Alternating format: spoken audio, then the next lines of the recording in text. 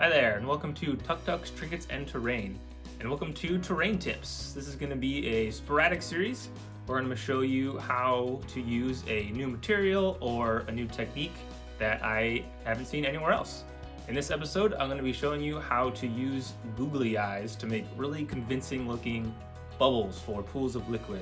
I'm going to be making some pools of acid for some traps in my dungeons, but this can be used for really anything that you want bubbles in. Super good looking, super easy, quick to do. So I'm going to show you how to do that. Thanks for stopping by, and I hope you enjoy. Use a normal sort of 3x3 XPS foam tile, and to cut the hole out, I like to use this circle and a hot wire knife and just trace the circle out. You can do this however you want. This is what I just find to be easiest. I like the circle. Then I'm going to score the inside of the circle here with an X-Acto blade. And then just using a tool here, I'm going to remove all those little chunks. This just makes it easier to bore down into the middle here. Clean that up a little bit. And then using the hot wire knife again, I'm going to go back in and sort of smooth out the edges, make sure that it's at least somewhat uniform. Be careful if you're doing this way so that you don't punch a hole through the middle like I did here. You can see that there's a couple of weak spots where I accidentally punched through all the way, but to fix that, I'm just going to fill the entire inside with hot glue. This is going to reinforce that weaker part, as well as give us a nice sort of melty look on the bottom. After that, you're going to paint your tiles up as you normally would, however you do that. But on the inside, you're going to want to paint that matches your liquid that's going in. I did a green wash and then a bright green highlight. You can see that it looks like here with the stone all painted up as well. After that, this is what I like to use for liquid. It's just this 2-part casting resin. It's just a 1x1 by volume with a really long working time. For mixing those up, I dye it with some alcohol inks. Whatever liquid you use, you want to make sure that you use an appropriate paints or inks. Glue down some skulls, just give it a little more visual interest, and then filled our tiles with the resin. Now here's the new technique in question, some googly eyes.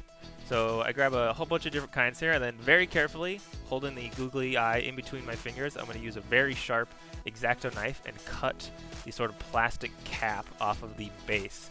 And what you're left with is sort of a half sphere piece of plastic. And then all you do, pretty simple, while your water effect is still wet, still curing, you're just going to drop it in and sort of gently tap it down. And that's pretty much it. I'm going to put a bunch of these in all my tiles here, different sizes.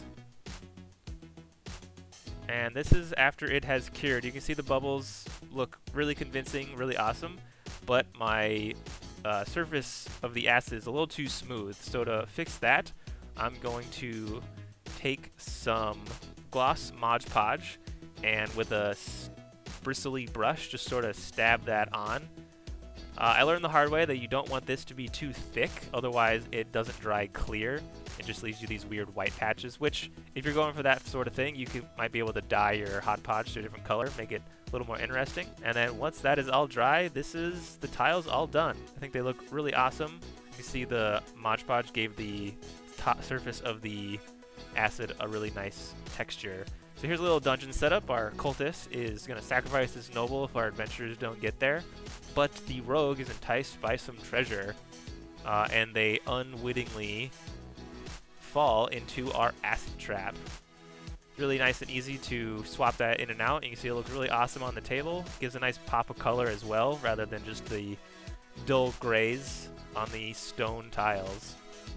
Here's another setup, sort of a boss room, if you will. Our cultist has hired some goblins to protect him while he finishes a ritual. The acid pool is providing an interesting terrain obstacle.